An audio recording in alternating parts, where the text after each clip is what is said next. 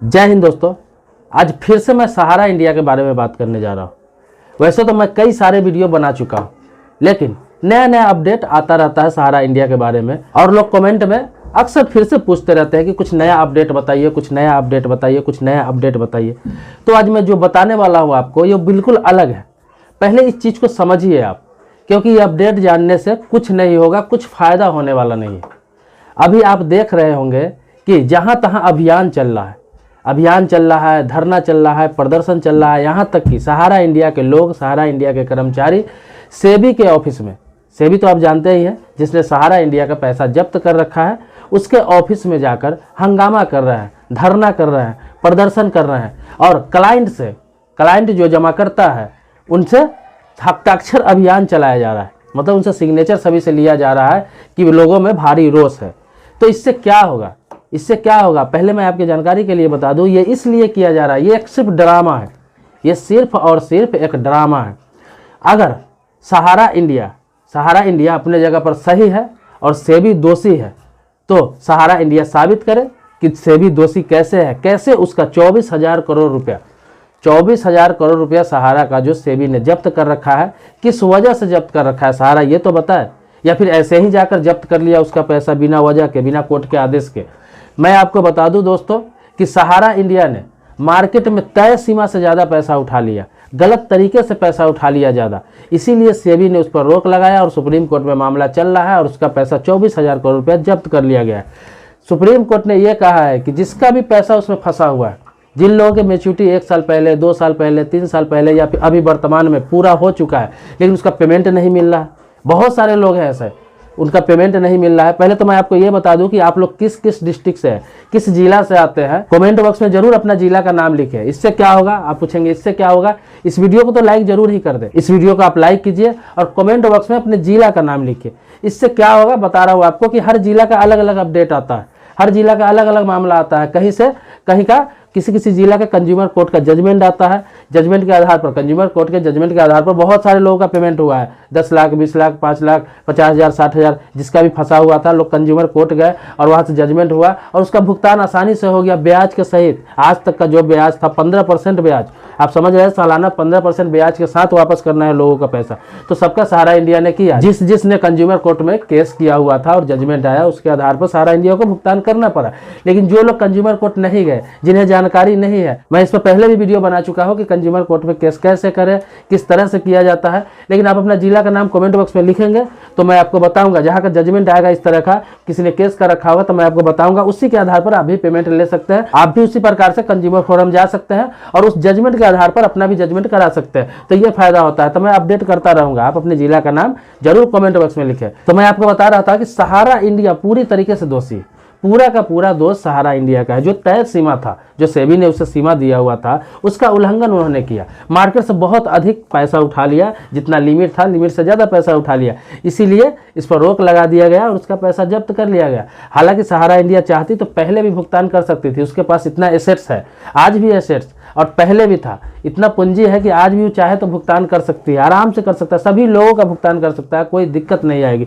24,000 करोड़ रुपया सहारा के लिए बहुत बड़ा रकम नहीं है, क्योंकि अभी भी मार्केट में बिजनेस हो रहा है, अभी भी नए नए नामों से चीट फंड कंपनियां सहारा ने खोल रखा है, बहुत सारे, और अलग अलग राज्य में अलग अलग नामों से चीट फंड कंपनियां खोल रखा है और मार्केट से पैसा उठा रही है सहारा के नाम पे। आप देख रहे होंगे सहारा के ब्रांच में अभी भी काम हो रहा है। लेकिन किसी जिले में कलेक्टर हो या डीएम हो, इन लोगों को आदेश दिया गया है कि बहुत सारे ब्रांचेज बंद किए जा रहे हैं इनके आदेश से। क्यों बंद किया जा रहा है? क्योंकि वहाँ पे धोखाधड़ी हो रहा है, वहाँ पे आज भी सहारा इंडिया के नाम पे पैसा उठाया जा रहा है, जबकि सहारा इंडिया का काम खत्म हो चुका है और चीट फंड कंपनियां सहारा रजिस्टर्ड करा चुकी है और उसके आधार पर पैसा उठा रही है, लेकिन लोगों को बताया नहीं जा रहा है। या तो वहाँ से पैसा यहाँ कन्वर्जन करा दिया जाता है या फिर पैसा डाला जाता है, लेकिन चीट फंड कंपनी अगर इसमें कुछ होता है, कोई प्रॉब्लम होता है, तो उसका तो सेबी भी जिम्मेवार नहीं होगा।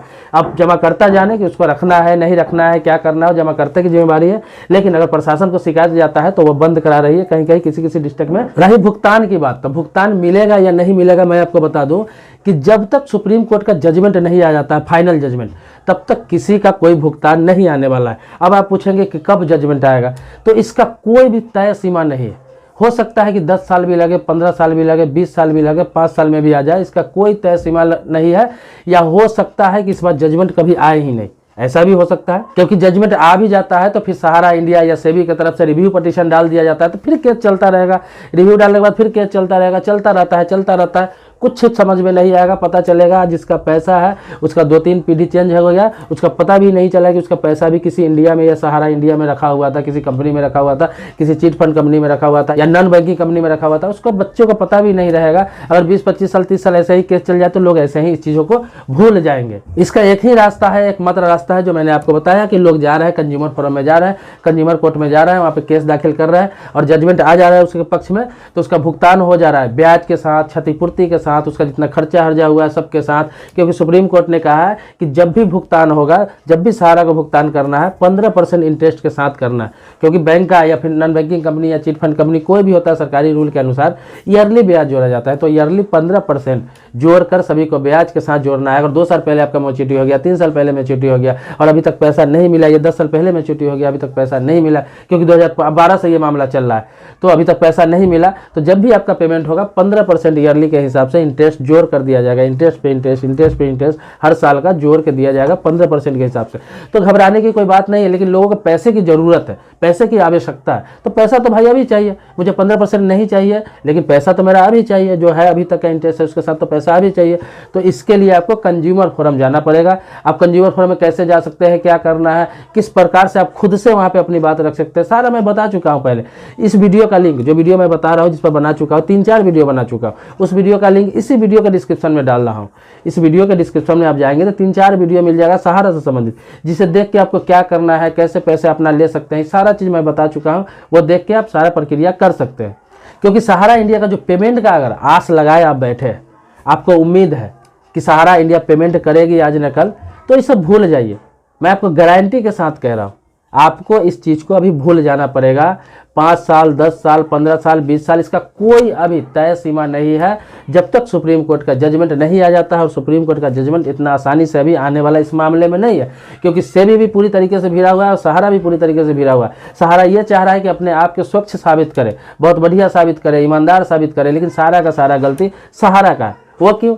अगर इसने गलती नहीं किया हुआ था तो सेबी कुछ करता ही नहीं इसको। सेबी तो सरकार की संस्था है, वो एक अलग संस्था है जो इस पर नजर रखता है। इन्होंने इतना गलती कर दिया कि बर्दाश्त से बाहर हो गया, कंट्रोल से बाहर हो गया, सेबी को सहारा पे कार्रवाई करना पड़ा। सहारा धीरे धीरे बहुत सारा अपना एसेट भी बेच चुकी है। जैसे एयर का धंधा था, एयरलाइन का धंधा था, तो पहले ही बिक चुका है। सहारा हाउसिंग का था, उस भी धीरे धीरे बिक रहा है। बहुत सारे प्रोजेक्ट को इन्होंने बेच दिया। अगर वो चाहे तो अपने पैसे से मैच्योरिटी लोगों को कर सकता है। जब मामला रफा दफा होगा, जब कोर्ट का जजमेंट आएगा, तो उस पैसे से अपना क्षतिपूर्ति कर सकता है। लेकिन सहारा की नीयत ठीक नहीं है। मैं बार बार कह रहा हूँ कि यहाँ पे दोषी सिर्फ और सिर्फ सहारा है, सेबी का कोई दोष नहीं है। सेबी तो एक संस्था, ऐसी संस्था है जो आप उसकी गलती पर नजर रख रहा था। जो चिट फंड कंपनियां होती है, सहारा जैसे नॉन बैंकिंग कंपनियां होती है, उस पर सेबी सिर्फ नजर रखता है, और जो गलती करता है उस पर कार्रवाई करता है, उसे कोर्ट लेकर जाता है, उसके पैसे को जब्त किया जाता है। वो सिर्फ पब्लिक के भलाई के लिए करता है। तो बस सीधा सीधा मैं आपको बताना चाहता हूं कि सहारा पे नया कोई किसी प्रकार का अपडेट नहीं आ रहा है। जितने भी वीडियो आप देख रहे हैं, जितनी भी जानकारी आपको मिल रही है, जो भी मिल रही है, वो सब पुराना अपडेट है, पुरानी जानकारी है। क्योंकि कोर्ट से डेट पर डेट चलता जा रहा है, कोई निष्कर्ष नहीं निकल रहा है। सहारा अपना पक्ष सही तरीके से नहीं रख पा रहा है, क्योंकि गलती कर चुका है। सेबी पूरी तरीके से हावी है, क्योंकि इसने इतना गलती कर लिया हुआ है। सेबी का भी कहना है कि तुम अपना भुगतान कर लो, अगर पैसे तुम्हारे पास है, अगर क्या है ही, तुम भुगतान कर लो। जब मामला होगा, जैसा जजमेंट आता है, तुम्हारी गलती नहीं मानी गई, तुम्हारी गलती नहीं पकड़ी गई, तुम्हारा गलती अगर नहीं है, तो फिर तुम्हारा पैसा तो लौटा ही दिया जाएगा। किसी परिस्थिति में तुम्हारा पैसा भी मेरे पास सुरक्षित है। कुछ लोगों का यह भी कहना है कि सेबी मैच्योरिटी करेगी, कुछ लोगों का कहना है, और कोर्ट ने एक बार आदेश भी दिया था। लेकिन आपकी जानकारी के लिए बता दूं कि सेबी जो है, सेबी है कि मैच्योरिटी नहीं कर पाएगी कभी भी, और ना ही कर रही है। कुछ जमाकर्ताओं को बीच में किया था, लेकिन ये संभव नहीं हुआ, उसके बस का नहीं है, तो नहीं कर पाया, फिर उस पर रोक लगा दिया गया। सेबी कैसे कर पाएगा? सेबी के अंडर में हजारों नहीं लाखों की संख्या में चिट फंड कंपनी से लेकर नॉन बैंकिंग कंपनियां, बहुत सारी संस्थाएं चल रही है। वो किसका पेमेंट करेगी? बहुत सारी चिट फंड कंपनियां हैं जो हजारों की संख्या में, आपको बता दूं, देश में है, जो भाग चुकी है या फिर दिवालिया हो चुकी है या बंद हो चुकी है। किसका पेमेंट सेबी करेगी? तो सेबी से उम्मीद न रखे। पेमेंट कभी भी करना होगा तो सहारा को ही करना होगा। और ये जो हस्ताक्षर अभियान चल रहा है, सिग्नेचर अभियान चल रहा है, लोगों से ये सिग्नेचर करके लिया जा रहा है कि भाई आप लोग सपोर्ट कीजिए, जिसके आधार पर सरकार पर दबाव बनाया जाएगा, सेबी पर दबाव बनाया जाएगा, कोर्ट पर दबाव बनाया जाएगा कि मैं सही हूँ। लेकिन आपकी जानकारी के लिए बता दूं कि सहारा कहीं से भी सही नहीं है। उस समय भी गलत कर रहा था, अब भी गलत कर रहा है और कोर्ट में भी गलत कर रहा है। अपना गलती अगर एक्सेप्ट कर ले तो मामला कब का रफा दफा हो जाएगा, मामला कब का खत्म हो जाएगा। लेकिन सहारा अपनी गलती एक्सेप्ट करने के लिए आज भी तैयार नहीं है। जितने भी अपडेट्स आ रहे हैं वो सिर्फ डेट पर डेट मतलब तारीख पर तारीख कोर्ट में और सेबी में चल रहा है, निष्कर्ष कुछ भी नहीं है। इसीलिए आप शांति से बैठिए। आपका एक ही उपाय है जो मैंने आपको बताया, कंज्यूमर फोरम जाइए। अगर ज़्यादा पैसा आपका है, 2 लाख 4 लाख 5 लाख 10 लाख 20 लाख आपका फंसा हुआ है, आपको पैसे की आवश्यकता है,